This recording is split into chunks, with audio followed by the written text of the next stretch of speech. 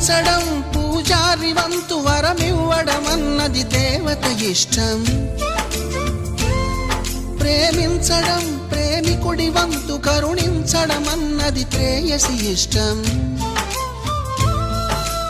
ఎందువల్ల నిన్ను ప్రేమించిందో చిన్ని మనసుకే తెలియదుగా, నిన్ను మరవడం జరగదుగా.